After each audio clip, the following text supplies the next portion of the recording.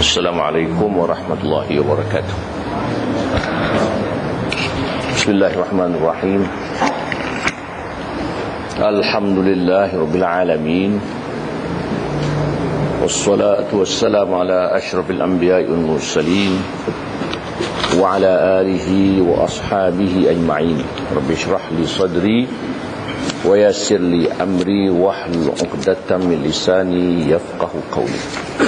Subhanaka la ilma lana illa ma 'allamtana innaka antal alimul hakim.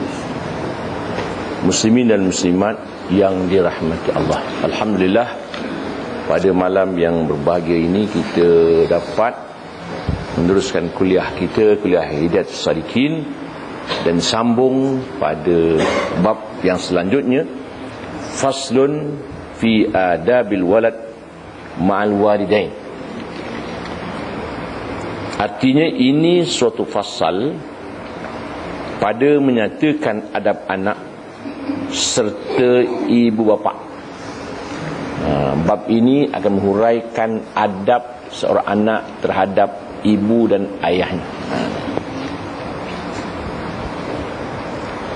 Bermula adab anak serta ibu bapanya itu beberapa perkara, tetapi disebutkan oleh Imam Al-Ghazali di dalam Bidayatul Hidayah 10 perkara.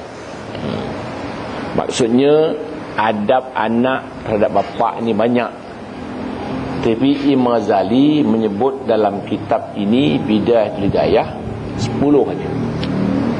Pertama, bahawa mendengar dan mengikut ia akan segala perkataan ibu bapanya itu, dan segala yang disuruh oleh ibu bapanya itu wajib ia menerima akan dia, dan haram ia menyalahi akan dia, dan segala yang ditegahkannya itu wajib menjauh akan dia.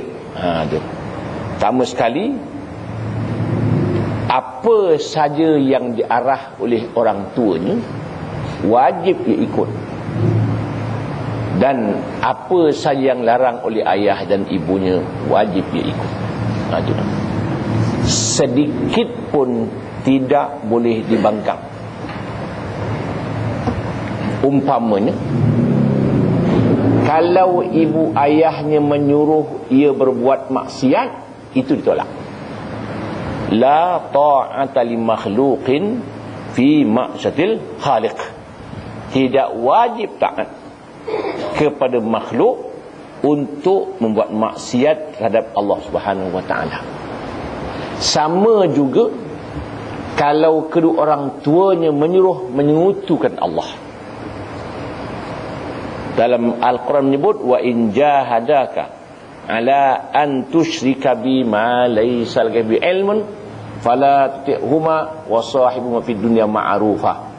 Kalau kedua orang tuamu memaksamu untuk menyekutui Allah, jangan ikut, jangan mentaati mereka, tetapi hendaklah berhubung baik dengan mereka dengan cara yang paling baik.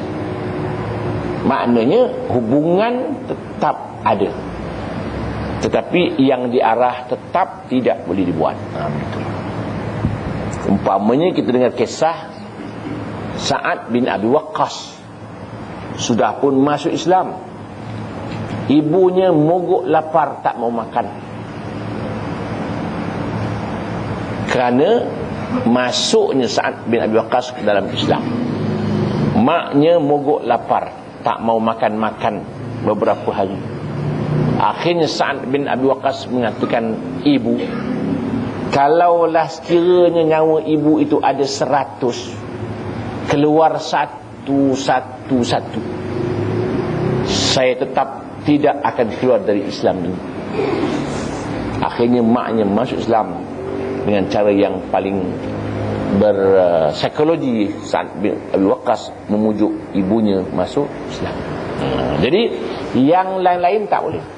Itu sebabnya seorang suami apabila isterinya disuruh cerai oleh ibunya, hendaklah diceraikan. Itu kan pening tu.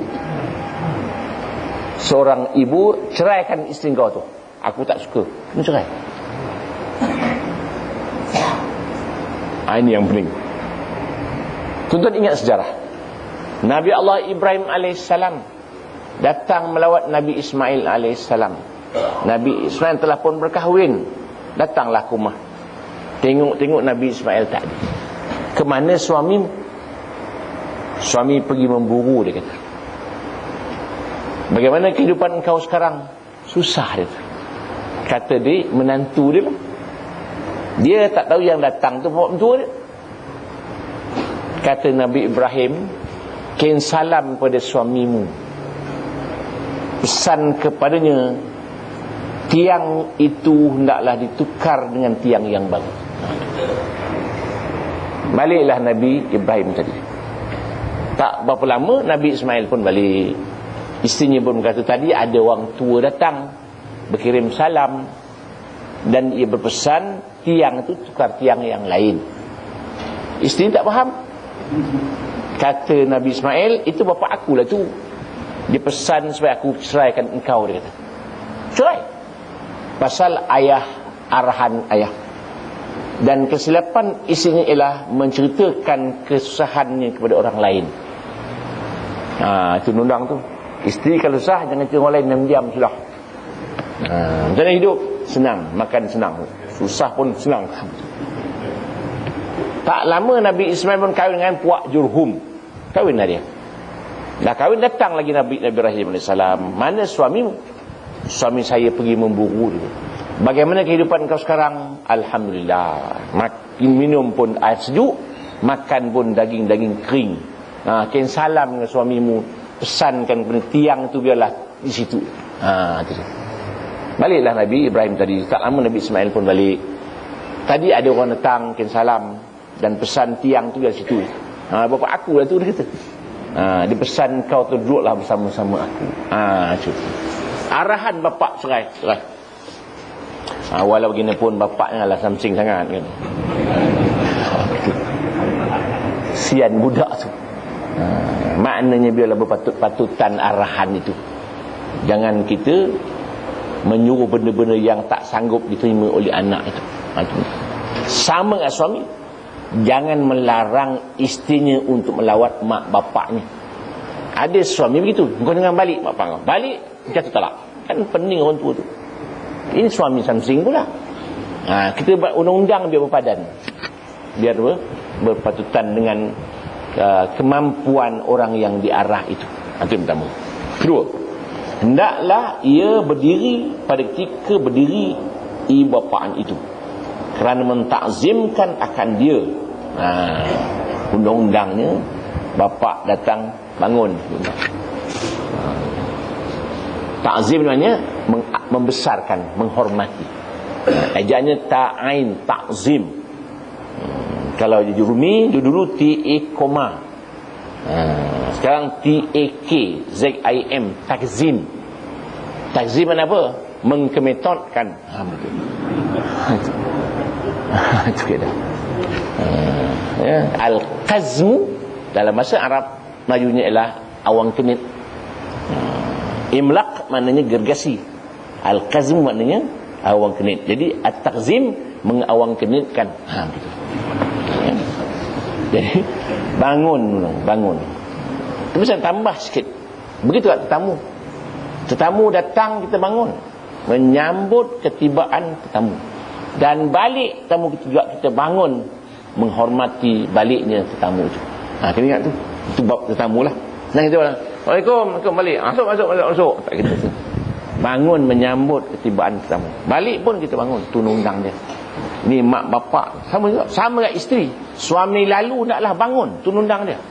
Macam ada harapan. Tak ada. Kalau lalu pada ulit dia tidak. Itu nundang.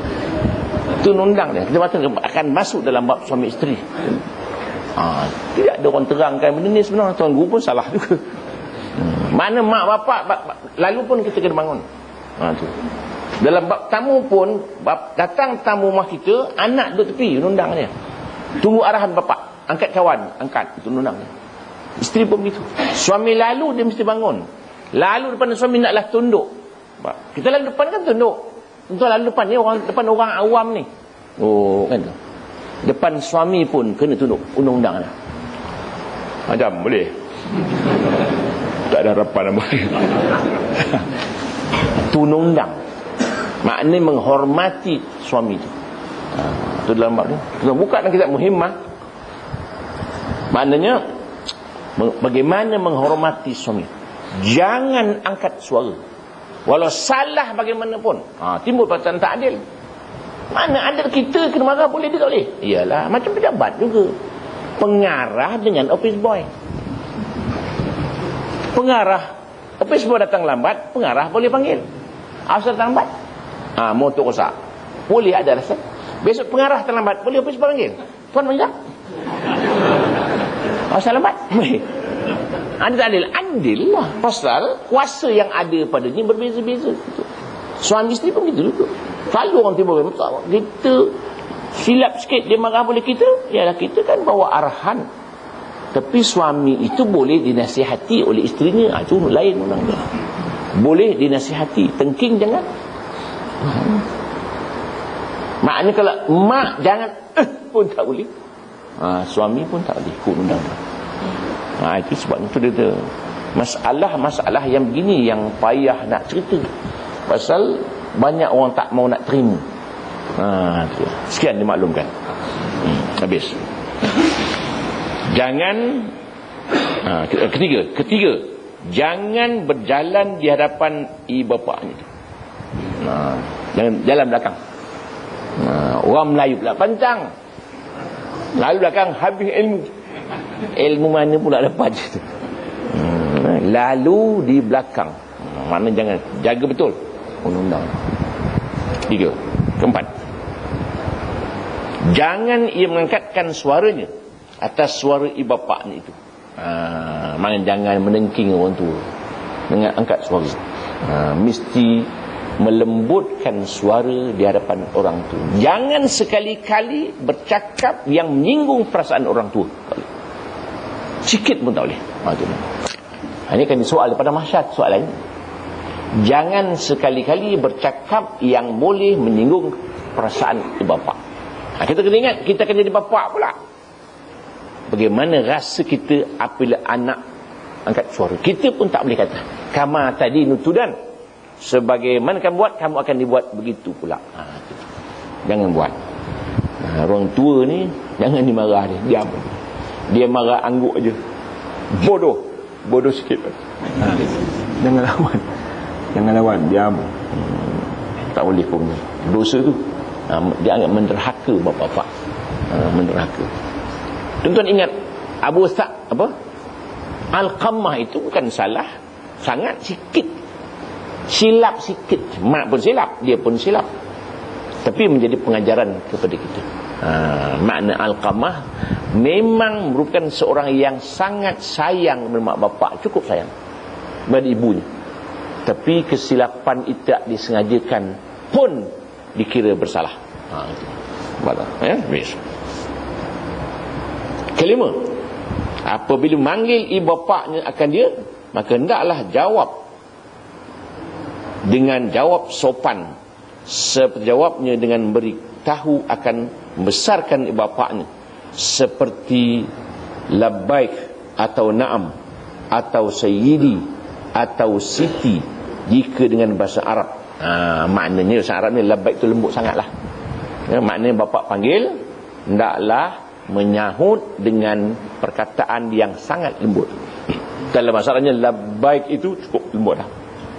Jadi dalam labbaik Allahumma labbaik itu Makna ya, saya datang dan saya taat. Tuan labbaik tu. Labbaik Allahumma labbaik tu. Maknanya na'am, ya. Ya sayyidi. Maknanya itu sebagai menyahut panggilan orang tua. Orang Melayu, ya lah. Ya ayah, ya ibu. Ha, aku hajar tu. Apa ayah? Lagi kurang bagus. Ya, apa ibu ini? Lagi bagus. Gitu. Jadi nak kata labbaik atau na'am dalam bahasa Arab. Saya dengar orang Arab yang lembut-lembut ni sebut, dia memang panggil labbaik. Labbaik. Tapi orang Melayu dia panggil mak ni mak. Arab tak, ibuku. Dia tu ya ummi. Ya abu, ya ayahku. Kita ayahku ni waktu surat tulis surat je. Kan? Panggil tak mak bapak je. Arab tak. Itu sebabnya orang tak perasan. Ya sayyidi tu maknanya wahai tuanku. Kita panggil raja-raja tuanku tu asal Arab lah. Asalnya tuan aja. Kan kita panggil orang tuan-tuan kan. Ku itu maknanya asal Arab sayyidi, wahai tuanku. Pasal Arab semua ada pakai ku tu pakai. Ummi, wahai ibuku. Abu ya bapakku. Akhu ya saudaraku. Dia ada ku ujung tu. Dalam bahasa Melayu dia tak ada. Panggil bapak-bapak je. Pak, mak kan. Tapi orang Melayu dia ada bunyi orang sikit. Macam bapak, papa. Mengada.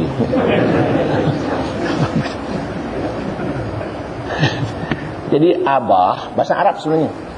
Abah Arab tu. Abah, ya abun, dia abah maknanya wahai bapakku. Ummah, ibuku. Abah tu cakap Arab tu. Orang Melayu dia bapak. Macam Indonesia lah kan. Dia bapak tak bapak tu. Itu insya.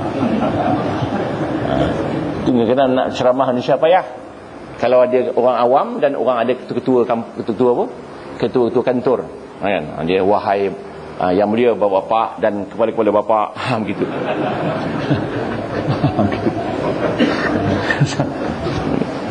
Habis Jadi maknanya kalau bapak mak panggil menyahut dengan cara yang paling baik, tidak menyinggung perasaan orang tua. Jangan tersinggung pun tak boleh. Kunci syurga mak pegang, bapak pegang syurga tu. Dia ridal walidain, ridallah fi ridal walidain. Keridaan Allah kepada redanya mak bapak. Wasukhtullah fi sukhtil walidain. Marahnya Allah kerana marahnya mak bapak. Gitu. Jangan sekali-kali mak bapak marah, tak elok. Tak berkat hidup ni.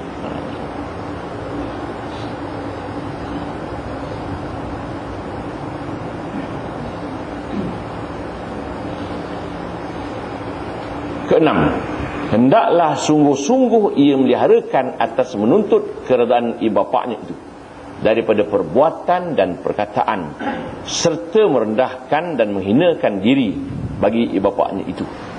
Jaga hormat sungguh, cari keredaan mak bapak, cari sayang bapak mak kepada kita. Cari dia punya keredaannya, kesenangan. Jangan sekali-kali membuat sesuatu yang tak disukai oleh orang tua. Kena gitu. 7. Jangan membangkitkan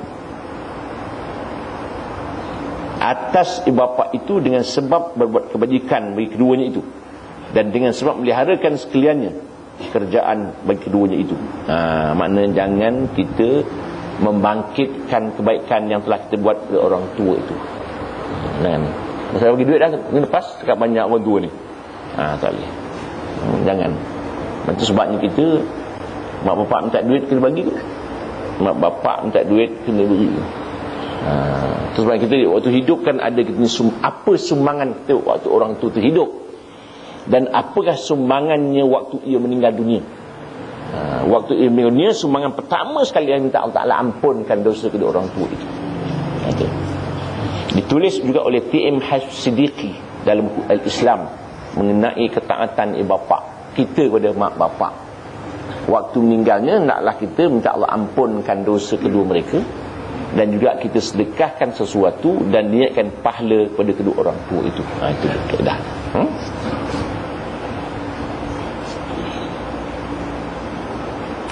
Kedelapan, bahawa jangan menelik kepada keduanya itu dengan telik yang menyakiti akan keduanya itu, atau dengan telik marah akan keduanya itu.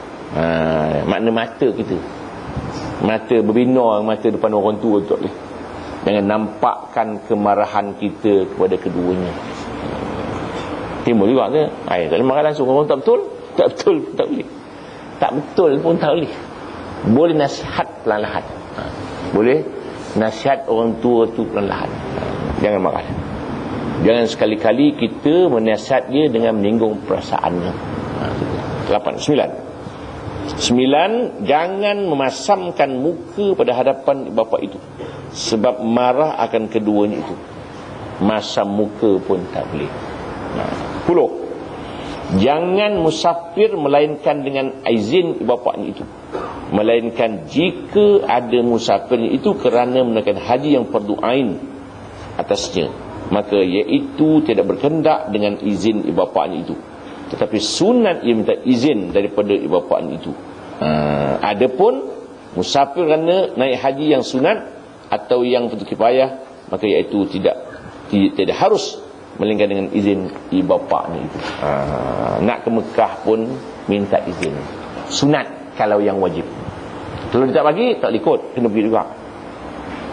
Menuntut ilmu. Kisah zaman dulu ada seorang pemuda nak ke Mekah, nak pergi mengaji. Maknya tak bagi, pasal maknya tak ada orang, seorang dia tinggal. Tapi dia kena mengaji peduli orang tua tu, dia pergi juga. Pasal mengaji ni boleh tempat lain, boleh di kampungnya, ada tempat mengaji juga. Tapi dia nak mengaji juga ke Mekah, kalau tak silap.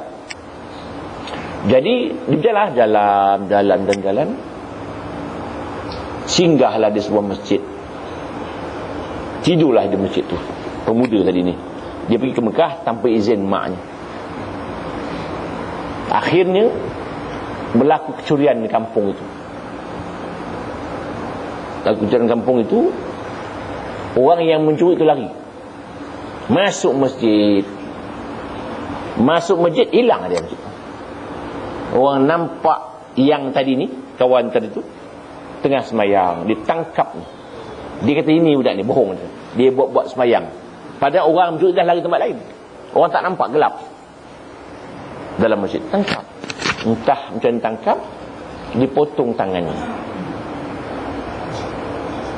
dikerobik matanya. Hukum dulu hukum mana dapat tak tahulah. Bukanlah negara Islam tu, negara lain. Akhirnya mata dua belah pun dah tak ada. Kemudian dia arak orang. Ini balasan orang mencuri ini. Kata dia, jangan awak buat apa? Jangan awak isytihar saya begitu, saya tidak mencuri. Awak isytiharkan ini balasan orang lawan mak bapak mak dia. Ringkas ceritanya, hantar balik kampung dia. Pasal dulu ni waktu dia pergi, maknya sudah berdoa, fitnahkan dia. Pasal dia ni pergi tanpa izin mak bapak. Balik-balik diceritakan orang, anaknya sudah balik. Dia kata bukan anak aku tu.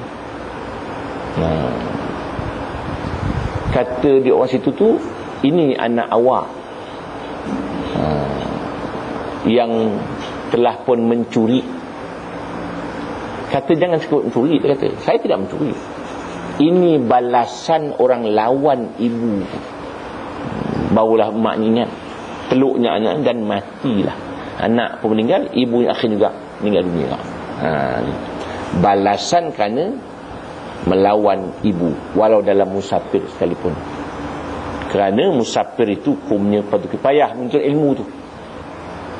Ilmu yang fardu ain dituntut. Tapi dalam bab wajib, mak tak bagi pergi, boleh pergi. Itu nundang dia. Sama tadi ni, isteri nak ke Mekah nak buat haji, suami tahan, tak boleh pergi. Itu hukum dia. Itu kaedah. Maknanya itu benda yang wajib. Sama juga fardu ain. Isteri nak pergi mengaji, Tu ilmu fardu ain. Suami tak bagi, dia boleh pergi. Hukumnya fardu ain boleh. Sama dengan isteri tu nak pergi berubat, sakit, suami tak bagi, boleh pergi. Pasal berubat tu hukumnya fardu ain, wajib hukum. Ada suami pula pelik, tak bagi isterinya pergi berubat, pelik juga perangai dia. Itu ada kaedah-kaedah dia. Maknanya ada kaedah-kaedah yang luas dalam Islam ini. Best. Demikian lagi musafir kerana ziarah kepada anbiya dan aulia dan barang sebagainya, maka itu tidak harus melainkan dengan izin ibu bapa, tetapi harus musafir kerana menuntut ilmu dengan tiada izin ibu bapanya. Wallahul muwaffiq. Maknanya kalau ilmu yang wajib doain boleh pergi tanpa izin. Sama kat tadi, isteri boleh menuntut ilmu tanpa izin suaminya, kerana menuntut ilmu itu hukumnya wajib. Hanya kalau yang sunat tak boleh. Puas sunat pun tak boleh. Suami mesti diminta izin oleh isterinya kalau nak puasa sunat. Puasa Ramadan tak payah minta. Puasa sunat, bang saya nak puasa sunat hari ni, tak boleh. Tak boleh. Ada hal sikit.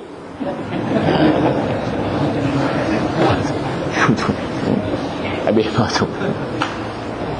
Faslun fi adabis sahib ma'a sahibih. Ini suatu fasal pada menyatakan adab seorang yang bersahabat serta sahabatnya.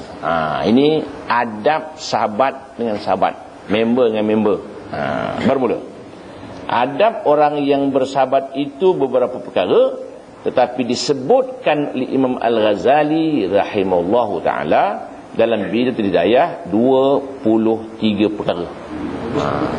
Adab sahabat dengan sahabat 23. Banyak tu, sama. Melebihkan ia akan taulannya itu atas dirinya dengan hartanya, seperti ia memberi akan taulannya dengan harta padahal dirinya itu berhajat kepadanya. Maka jikalau tiada kuasa akan itu, taklah ia memberi akan taulannya yang lebih daripada hajat dirinya itu pada ketika berkehendak pada kehendak taulan itu. Maknanya kalau kawan mustahak sesuatu perkara, kita utamakan dia dulu. Sama makan juga. Kalau makan sedulang, bukan member dulu, kita bagi kawan dulu. Kalau orang tua dulu. Tu memang kan. Yang kita skor dulu kuah. Tengok lambat sangat orang tua ni. Senang sangat kena buat, kita angkat, kita beri. Kan ada orang yang lambat, dan cepat kita angkat bagi dulu. Dan undang makan pula, kita mesti makan yang dekat dulu, yang jauh dulu. Itu undang dia. Ini dia. Bab taulan pula begitu. Dia dulu. Kalau tak sanggup, apa yang lebih kita beri dia. Itu adab sahabat dengan sahabat. Kalau dia ada masalah, barulah nama. Kita ada kawan, kita ada sahabat.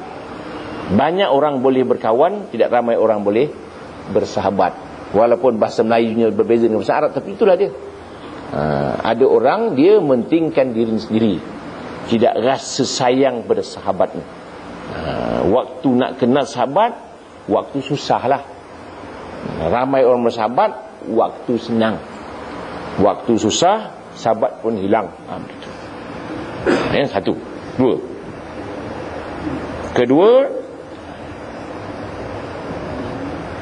bahawa menolong ia akan dengan dirinya akan taulannya itu pada segala hajatnya, atas jalan yang bersegera dengan tiada berkehendak taulannya itu minta tolong akan dia. Dia tahu dia ada masalah, jangan tunggu dia minta. Kita awal-awal memberi pertolongan sebelum dia minta. Ada kawan-kawan yang segan nak minta, kitalah yang mendahulukan pertolongan kepadanya sebelum dia minta. Itu susah tu. Itu sebabnya kita lihat dia, sahabat-sahabat Nabi begitu. Sahabat-sahabat Nabi, kan kita ingat bahawa apabila seorang sahabat bertamu di rumah Nabi, Nabi kata, engkau nak bertamu aku, apa yang ada? Apa pun tak ada. Ada diisytiharkan di masjid, siapa yang boleh mengambil tetamu saya ini. Sahabat kata saya, dia pun apa pun tak ada di rumah, tapi dibawa juga di rumah dia. Makanan pun tak ada. Ni tetamu datang, diberinya makanan yang sepatutnya anaknya makan, tapi anaknya ditidurkannya untuk dimakan kepada sahabat menjadi tamu Rasulullah SAW tadi.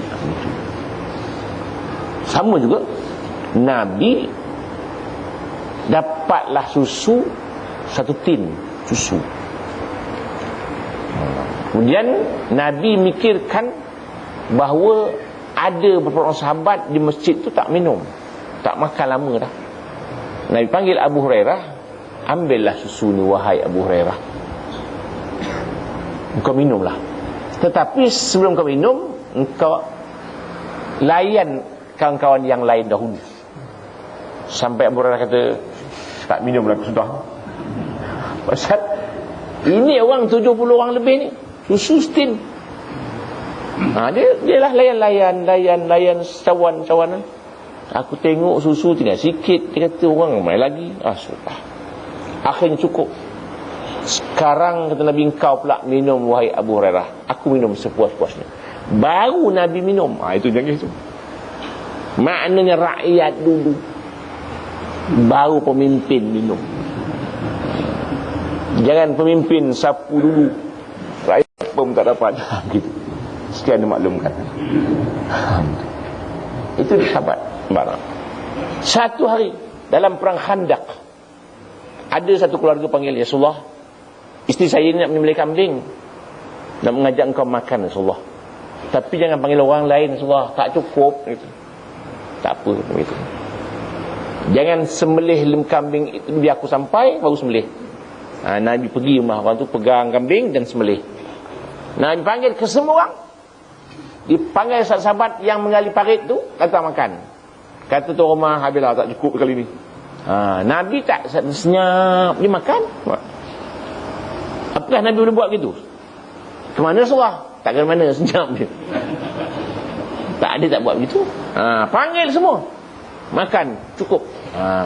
Maknanya sahabat dengan sahabat. Jangan tinggalkan sahabat dalam masa susah ke dalam masa senang ke.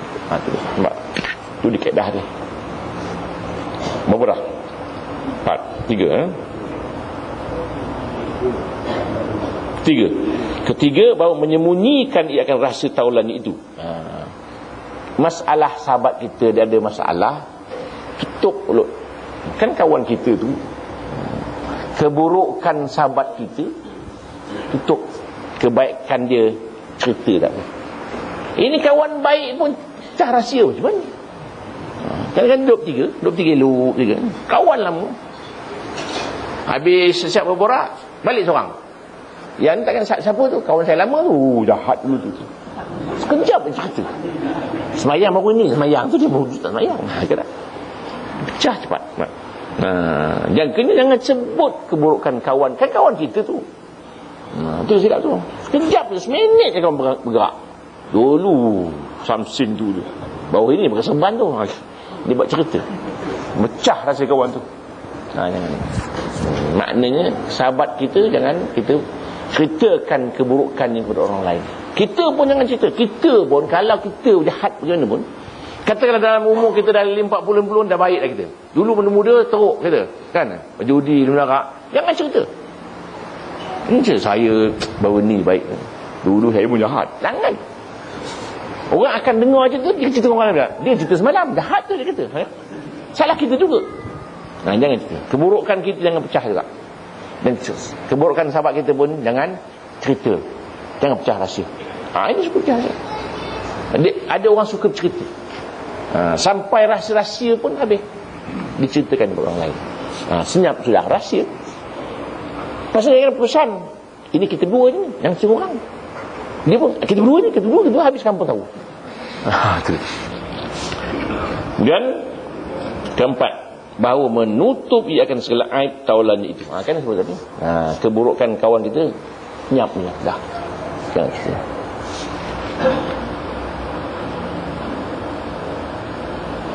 Kelima, apabila mendengar ia akan seorang mencelakan taulannya itu, maka jangan disampaikan perkataan itu pada taulannya itu.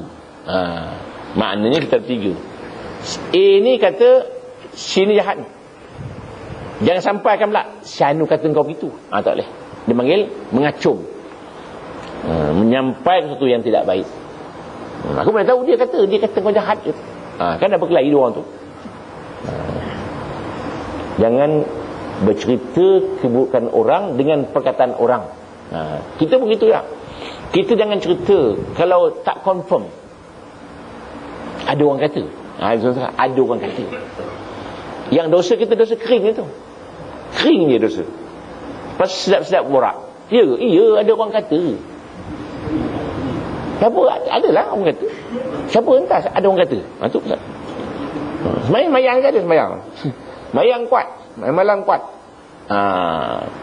Menceritakan keburukan orang lain pun kuat juga. Tak seimbang. Ingat itu sejarah. Seorang sahabat masuk masjid. Nabi tu siapa ni ada syurga, Nabi kata. Besok pun Nabi sebut lagi, besok sebut lagi. Sahabat lain kata, apa pula amalan kawan ni boleh masuk syurga senang-senang ni? Kawan tadi pun pergi ngintip dia, mai tidur rumah dia. Bukan nak tidur, nak tengok apa amalan dia. Orang tu pejam tu tak tidur. Kawan tu dah menengkur tidur. Tuan rumah dia tu, yang ahli syurga tu. Besok main subuh bangun, tahajud tak bangun. Macam mana boleh masuk syurga ni tahajud tak ada ni? Malam besok pun entah lagi tidak juga. Akhirnya tak sabar dia tanya. Dia kata, apa amalan kau ni sebenarnya? Yang Nabi confirm kau masuk syurga. Tak semain tahajud pun dia kata. Kata kawan ni, main tahajud pun macam mana boleh ahli syurga? Tidak ada, aku tak ada buat apa-apa. Aku semayang biasa je, main bantu je. Tetapi aku tak pernah mengata orang, dia kata. Tak pernah cari salah orang, tak pernah menyusahkan orang. Itu ahli syurga. Mudah ahli syurga. Kita pula semayang malam rajin, mengumpat, membeli tahajud. Itu masalah. Salah orang rajin. Selalu menyalahkan orang. Salah aja. Apa orang buat salah. Macam kes ni juga. Ke hari raya puas haji ni, macam-macam pendapat ada. Kan orang kata hari ni hari Rabu ni korban tak sah. Pasal Mekah hukum hari yang ke hari Jumaat. Kan? Kita hukum hari Sabtu. Mana sah dia tu? Kita kena ingatlah, dulu hari puasa tak ikut Mekah pula dia. Kita sekarang tengok anak bulan. Anak bulan tak nampak, anjak sehari. Jadi kita punya anak bulan pada hari pertama tak nampak. Jadi dua lah jadi ni pada orang Saudi. Sebab dia anak bulan nampak. Jadi kita wukuf hari yang Sabtu. Kalau wukuf lah katanya. Kan? Kita tak ada wukuf. Puasa kita hari yang ke-9 Zulhijjah, hari Sabtu tu lah. Buat apa dah susah kepala?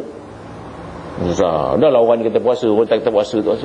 Pasal tuan guru ramai sangat, kan payah. Sebab alim-alim belaka. Jadi sekarang ni masalahnya ialah tak nampak anak bulan. Jadi kita puasalah hari Sabtu. Hari raya, hari Ahad 10 Zulhijjah. Pasal kita Malaysia pun tengok bulan setiap bulan. Kita tak nampak macam mana. Itu. Pasal anak bulan dikira nampak satu hari bulan, tak nampak belum masuk lagi lah. Begitu keadaan. Habis sebab tu.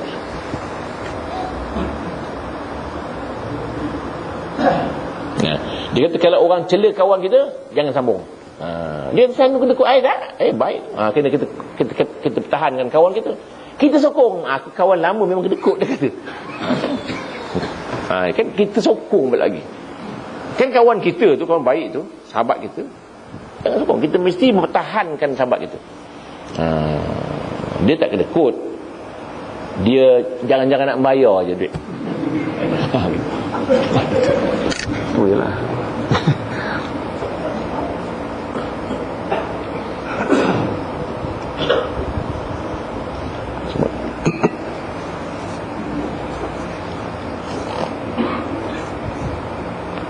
Keenam ke? 7. Keenam, apabila menyampaikan seorang akan dia dengan perkataan taulan yang mencela akan dia, maka jangan didengar akan perkataan orang itu. Orang condemn kawan kita, jangan dengar. Diam-diam sudah. 7. Apabila mendengar ia akan seorang memuji akan taulan itu, atau mendengar sesuatu yang menyukakan akan dia, maka hendaklah ia menyampaikan akan itu pertaulannya. Orang puji dia, kita pun sokong, kita beritahu dengan dia. Kan benda, pasal dia muji di belakang, kau muji depan. Kita pun sampaikan sahabat kita untuk menyukakan hati dia. Boleh. Mencela tak boleh, puji boleh. Macam kita tengok elak-elak di kedai-kedai lah. Kalau sedap, beritahu orang lain, bukan? Tak sedap, beritahu kami. Itu betul. Itu restorannya Lambang. Kita terbalik, kalau tak sedap, beritahu orang lain. Tak sedap kedai tu. Kalau sedap, dipuji tuan dia. Terbalik. Habis. Ke-8, apabila berkhabar taulannya itu akan dia, maka hendaklah ia sungguh ia mendengarkan akan khabarnya itu. Nak tahu cerita apa khabar dia, apa khabar sahabat kita, sihat ke, sakit ke, susah ke, senang ke, bersungguh-sungguh nak tahu. Itu sebab kita nak tanya khabar tu. Syanu apa khabarnya? Gitu. Mana nak tahu apa khabar sahabat itu. Itu adab dia. Sebab ini kan hukum syarak, maknanya kan dapat pahala tu. Kan dalam bab Islam kan lain sikit. Hakul muslim ala muslim sittun. Hak orang Islam kepada orang Islam ada 6 pokoknya. Pertama, kalau jumpa beri salam umpamanya. Kedua, nasihat, minta nasihat. Yang ketiga, dia bersin. Alhamdulillah kita doakan yarhamukallah. Begitu. Minta hutang, bagi. Gitu. Ini undang-undang dia. Minta hutang, kena beri hutang. Dan kalau lambat bayar, kita tangguhkan pembayar itu, dapat pahala lagi. Katalah kita pinjam dia 10,000. Bulan 6 saya bayar. Sampai bulan 6 tak boleh bayar. Minta maaf, saya duit tak ada.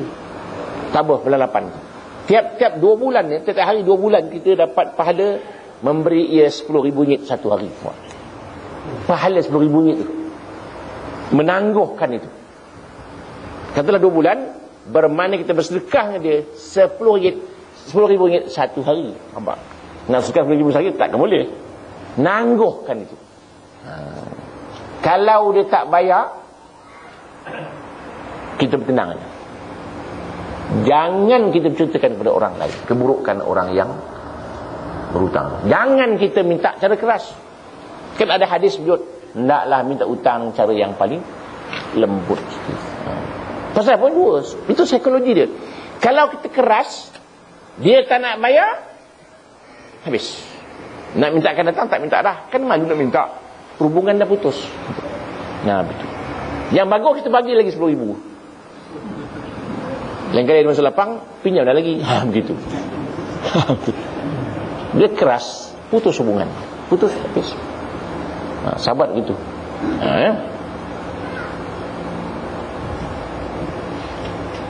Khabar sahabat kita tu, kita ada tanya.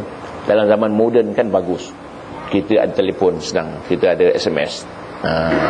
Sebabnya hari raya kita nak ziarah rumah kawan kita ni memanglah tak ada masa. Orang ramai, tak terpergi rumah. Ada SMS, ucap selamat hari raya, mudah-mudahan umur panjang, luar rezeki. Kan berhubungan kan ada tu. Nak pergi rumah dia, takkan pergi dah. Untung lagi, pasal dulu ke kad RM1 satu, envelope lagi, stamp lagi, tak sampai lagi. SMS 10 sen 20 sen. Hubungan baik. Kadang-kadang kita terlupa tak hantar sepatah pun, jadi hubungan tak baik. Jadi moden yang kena persahabatan lagi kokoh, pasal alat-alat kemudahan terlalu banyak. Jangan lupa tu. Masuk awal Muharram, ucap selamat Muharram. Ucap selamat tahun baru, tahun tak 2007, jangan buat selamat, ini Kristian punya. Tak boleh. Maknanya awal Muharram kita buat, standby dah, wording dia siap dah, hantar ya. Kan sekarang hantar 10 ram, hantar 10 kan 100 hantar sekali. Itu jangan lupa tu, perhubungan. Orang pun suka, ingat kena saya nak dah ada hantar selamat hari raya baru ni. Kan ada rasa bangga tu. Jangan lupa. Yang ke berapa? 9. Meninggalkan ia akan berbantah dengan taulan itu. Jangan bertekak. Bertekak kan. Kan dalam hadis, Man tarakal mira'a wa huwa muhiqqun falahu ajran. Barang siapa meninggalkan pertengkaran tapi dia memang betul, dapat 2 pahala. Man tarakal mira'a wa huwa mubtilun falahu ajrun wahid. Barang siapa meninggalkan pertengkaran, dia memang tak betul, tekak apa lagi, dapat pahala 1. Itu dia. Maknanya kalau betul dia tak tekak juga, dapat 2 pahala. Tak betul, memang tak betul pun, tekak pun tak guna, dapat 1. Ada jenis orang dia tak betul pun nak betulkan juga. Dia salah nak betulkan juga. Macam ini orang degil. Satu kawan 2 orang sahabat jalan padang pasir. Tengok satu benda terbang. Bukan, satu benda tengah padang pasir tu. Kawan tu kata, kambing tu. Bukan, burung, dia kata. Kambing. Tidak, burung. Bum, terbang dia tu. Kan burung? Tak, itu kambing terbang. Tu orang degil tu. Nak tekak juga. Dia tak mau mengalah. Dah terbang tu benda kambing tu.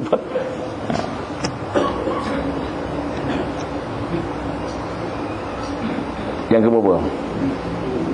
Yang ke-10. Apabila memanggil ia akan taulannya itu, maka hendaklah ia memanggil akan namanya yang terlebih kasih ia dengan dia. Maknanya nama yang bagus-bagus, jangan nama gelaran-gelaran yang pelik-pelik yang dia tak suka. Jangan panggil nama kawan kita yang pelik-pelik. Sebenarnya bukan kawan, anak kita pun jangan. Anak kita makan banyak, jadi dia akan Pak Lahap kan? Kan susah, dah besar sekarang payah. Susah.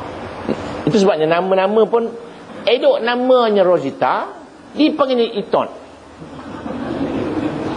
Dah tua-tua kan payah. Itu kan Iton tu memang bagus di si manjanya kan. Dah tua-tua boleh Iton, buruk orang beli. Itu gelaran yang pelik-pelik. Kawan-kawan pun itu, elok namanya Mustafa, dipanggil Mustapek pula. Itu terbalik. Waktu muda-muda kecil suka-sukalah, dah tua-tua kan susah. Itu sebabnya wala tanabazu bil alqab. Jangan memanggil sahabat dengan gelaran yang pelik-pelik. Nabi panggil sahabat yang pelik-pelik tapi nama yang suka sedap.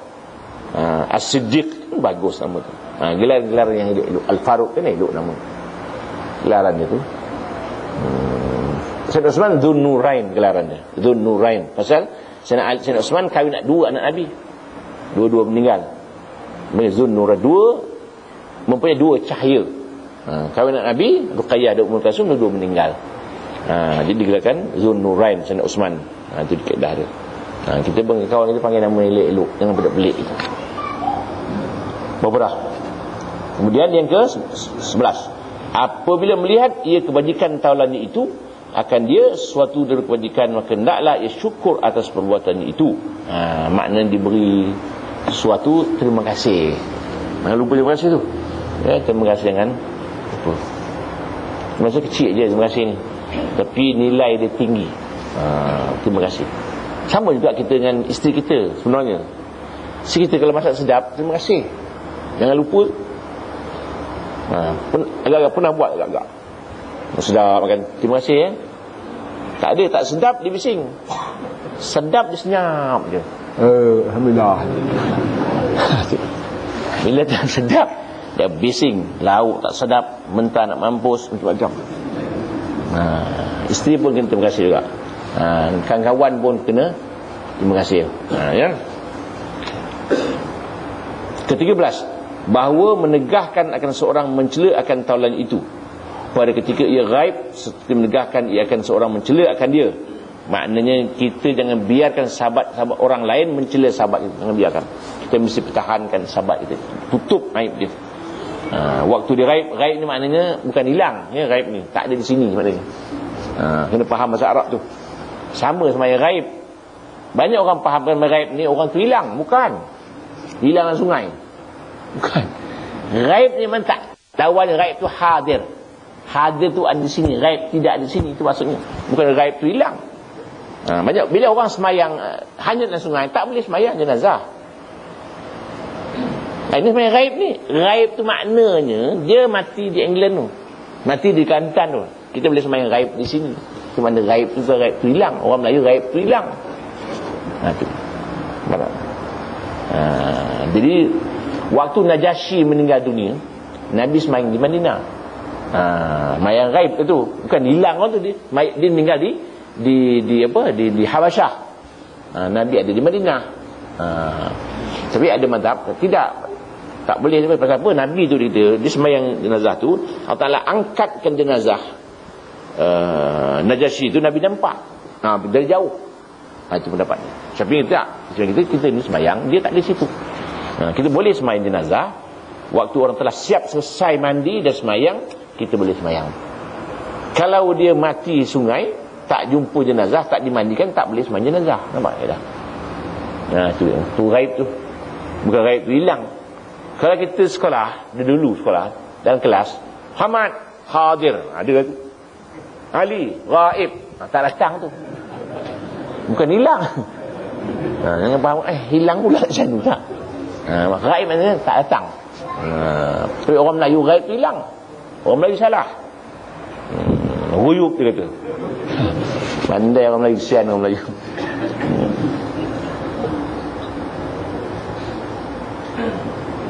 Ke-14, bahawa memberi nasihat ia akan taulannya itu dengan sindiran atau dengan perkataan yang lemah lembut apabila kehendak akan demikian itu. Sahabat kita ni buat tak betul, kita nasihat dengan cara yang paling lembut.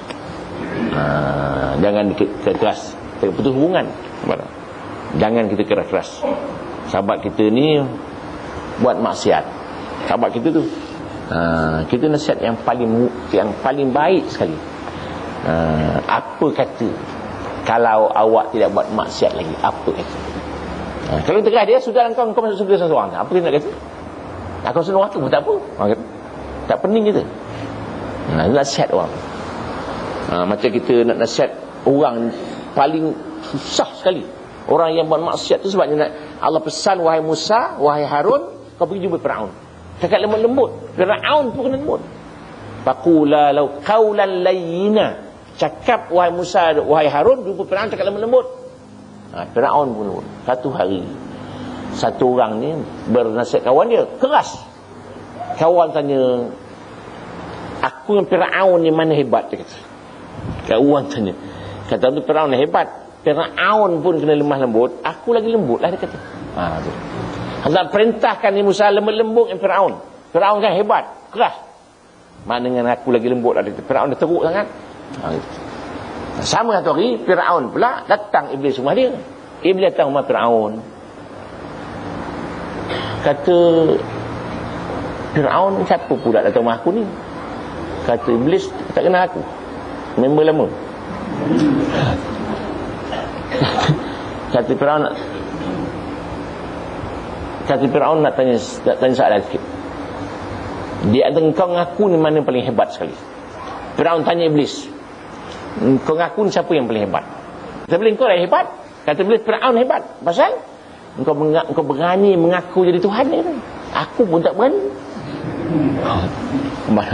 Mana Firaun hebat pada iblis, dia berani mengaku jadi Tuhan. Gitu Pak. Dengan Firaun pun kena lembut. Yang sampai hebat Firaun pun. Kita dengan sahabat kita dengan lembut. Cara yang paling lembut, atau siniran yang paling lembut sekali. Kemudian yang ke-15, bahawa maafkan ia akan segala kesalahan taulannya itu dengan jangan ia tempelak akan dia. Maknanya kesalahan-kesalahan yang silap-silap cepat-cepat dimaafkan saja. Jangan disimpan dalam hati kesalahan sahabat kita tu. Jadi salah. InsyaAllah sambung yang ke-16 selama akan datang. Wallahu a'lam. Waalaikumsalam. Yang agak dengan ibu bapa tu. Ya. Dengan ibu bapa mertua macam mana? Ibu mertua kita tu ibu kita. Sama juga. Sama mak tiri sama. Pasal ibu mertua itu haram nikah kita selama-lamanya. Tetap mak kita. Itu kaedah fiqah. Kalau kita akad nikah saja dengan isteri kita itu, akad nikah saja. Petang kita bercerai, tak sempat bersama, mak mentua tetap mak mentua selama-lamanya. Tak boleh nikah dengan mak mentua tu. Akad nikah saja, tengok mak mentua lawa pula. Pinang pun tak boleh. Itu kaedah dia. Mak mentua tetap mak mentua setelah akad. Bercerailah petang tu pun, mak mentua dia selama-lama. Tak boleh pinang mak mentua tu. Berbeza dengan anak tiri. Anak tiri kalau akad nikah saja, belum jadi anak tiri. Dia bercerai saja dengan mak tiri dia, dia pinang anak. Anak tiri dia boleh nikah. Setelah akad nikah dengan mak dia, kan, tengok mak ni ada nak dara lawa pula. Dah maaflah, cerai dulu, nikah anak dia, hukum harus. Tapi beredah lah, apa namanya tadi ni, tapi mak mentua tak boleh. Jadi mak mentua kita hormat macam mak kita juga, sama mak tiri. Banyak orang silap, mak tiri dia tak layan. Mak tiri tetap, pasal mak tiri haram kita nikah dengan mak tiri. Itu kaedah selama-lamanya. Dalam kaedah fiqh, haram nikah dengan isteri bapa, mak tiri lah tu. Banyak anak dia hormat mak tiri dia. Bapa dah meninggal, kaedah gitu Islam, meninggal, kahwin mak tiri. Ada anak-anak tak setuju. Mana boleh, ini mak dia. Dia terima kasih mak dia, pasal mak dia itulah yang akan jaga bapak dia. Tu, jangan lupa tu. Banyak orang silap. Dia benci mak tiri dia. Kan isteri bapak dia tu, saudara dia tu. Hal itu persaka kan dapat bapak dia mati. Tu kita. Ya. Jadi mak tiri tetap mak tiri. Tak boleh kita hormat mak tiri. Tu kita. Wallahu a'lam. A'udzu billahi minasyaitonir rajim. Bismillahirrahmanirrahim. Alhamdulillahil alamin. Wassalatu wassalamu ala asyrafil anbiya'i wal mursalin wa ala alihi washabbihi ajma'in. Allahumma mamnun alaina bi safa'il ma'rifah wa hab lana tasahihal muamalah fi ma bainana bainaka ala sunnah warzuqna sidqat tawakkul 'alaika wa husnal zanni bik wa mamnun alaina bi kulli ma yuqarribuna ilaika maqrunan bi awafid darain rahmatika ya arhamar rahimin. Wassallallahu ala Muhammadin wa ala alihi wa sahbihi wasallam walhamdulillahi rabbil alamin. Assalamualaikum warahmatullahi wabarakatuh.